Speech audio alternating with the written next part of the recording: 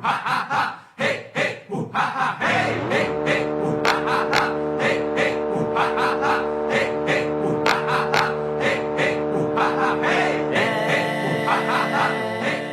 jo sóc la Clara Iats i toco el violí i canto per tot arreu on em deixen. I avui vinc a recomanar-vos un llibre de la Uxue Alberdi que es diu Revers, Testimonis de dones versolaris. I és un llibre que fa una miqueta un anàlisi dels mecanismes patriarcals en el context de la cançó improvisada d'Euskal Herria, del País Basc. I a mi aquest llibre, primer de tot, em va arribar l'any 2021 la versió en castellà, que trobo important dur-la perquè vull valorar que hi ha un pròleg molt interessant de la June Fernández i després, més endavant, Pollen Edicions el va traduir al català, que també hi ha un pròleg, en aquest cas de la Berta Llos, que ho emmiralla una miqueta també en la realitat de la cançó improvisada d'aquí als Països Catalans i, per tant, també és molt interessant perquè ja ens ho extrapola, en aquest cas, en la nostra realitat d'aquí. Aquest llibre,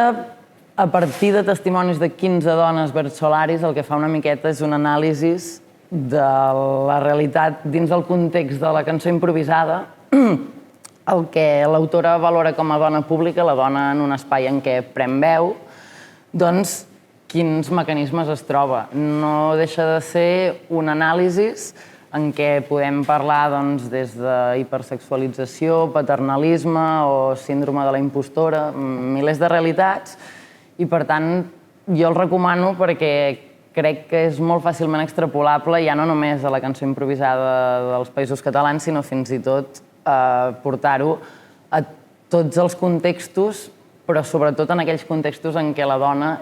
té aquesta posició que l'autora anomena pública i, per tant, dones que fem escenaris, sigui en forma de músiques, en forma de molts contextos culturals,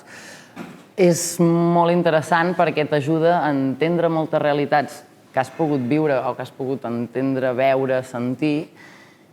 i també t'ajuda a voler reconvertir una miqueta aquesta cultura, perquè, vulguem o no, com diu Pedrolo, la cultura és viva en la mesura que és combativa, i nosaltres reivindiquem sempre que la cultura és viva, doncs crec que també és important que aquesta cultura es repensi i que tinguem un creixement col·lectiu que no només ens portarà que sigui una miqueta millor i fer un món una miqueta més interessant,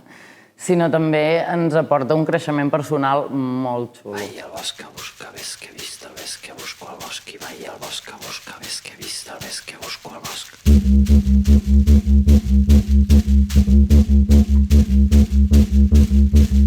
Vaig al bosc a buscar, ves que he vist, el ves que busco al bosc, i vaig al bosc a buscar, ves que he vist, el ves que busco al bosc.